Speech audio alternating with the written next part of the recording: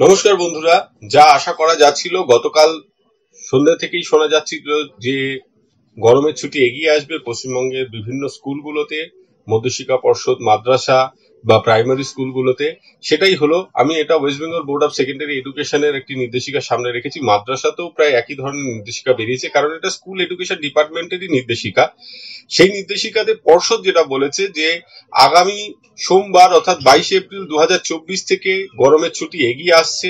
দার্জিলিং এবং কালিম্পং জেলা ছাড়া পশ্চিমবঙ্গের সব জেলাতেই এই ছুটিটি কিন্তু এগিয়ে আসছে, এবং এই ছুটির সময়ে টিচিং এবং নন টিচিং স্টাফরাও ছুটিতে থাকবেন। এইটুকু তো ঠিক আছে, কিন্তু এই নোটিশটার বেশ কিছু পরত রয়েছে। সেই পরতগুলো নিয়েই আপনাদের সাথে মূলত আলোচনা করব। এই নোটিশে বলা হয়েছে যে এই যে সময়টা যেটা গরমের ছুটি থাকবে, সেই সময় টিচিং এবং নন টিচিং স্টাফরাও ছুটি এনজয় করতে পারবেন, লিভ এনজয় করতে পারবেন। তবে কতগুলো শর্ত আছে, যেমন এক হচ্ছে জেনারেল ইলেকশন, পার্লামেন্টারি যে জেনারেল ইলেকশন, লোকসভা নির্বাচন আমরা জানি, তার যে সমস্ত কাজকর্ম সেটা সেইভাবে চলবে, এটা তো জানা কথাই। পাশাপাশি বলা হয়েছে বিভিন্ন ধরনের যে স্টুডেন্ট ওয়েলফেয়ার প্রোগ্রামগুলো চালায় গভর্নমেন্ট অফ ওয়েস্ট বেঙ্গল, সেগুলোর প্রয়োজন অনুযায়ী স্পেশাল ডিরেকশন দিতে পারে school education department, government of West Bengal বা West Bengal board of secondary education. মানে তখন টিচিং এবং নন টিচিং স্টাফদের এই ছুটিটা কিন্তু তখন থাকবে না। এখন এখানে একটা মজার বিষয়, এই যে ছুটিটা থাকবে না, হয়তো কোনো কোনো ক্ষেত্রে কাজের নির্দেশিকা আসবে, সেই কাজগুলো করার জন্য যখন খুলতে হবে স্কুলটা, তখন কি সব টিচিং নন টিচিং স্টাফদের আসাটা বাধ্যতামূলক থাকবে? এইটা একটা প্রত্যেকবারই টানাপোড়েন চলে এই বিষয়গুলো নিয়ে। এক্ষেত্রে একটা জিনিস আমি একটু আলোচনার মধ্যে আনতে চাইছি, যে বোর্ড বিগত একটি নোটিশে দেখা গেছে এই বছরই 4টি ছুটির দিন, সেটা দুটো তার মধ্যে রবিবার ছিল, 18 ফেব্রুয়ারি 2024, 25 ফেব্রুয়ারি 2024, 26 ফেব্রুয়ারি 2024 শবে বরাত ছিল, আর 8 মার্চ 2024 শিবরাত্রি ছিল।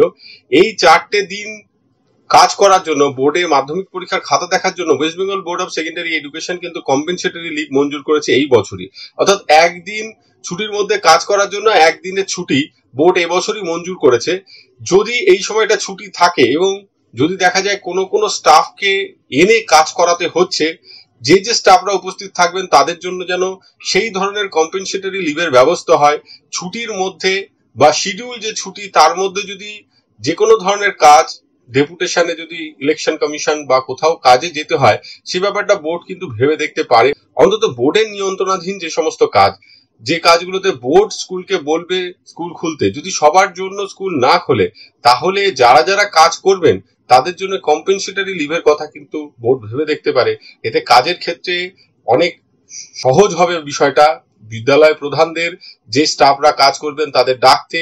কারণ ছুটির দিনে কেউ কেউ এসে কাজ করবেন আর কেউ কেউ কাজ করবেন না, এটা বিদ্যালয় প্রধানদের পক্ষে খুব অসুবিধাজনক হয়ে দাঁড়ায় কাজটা তোলা।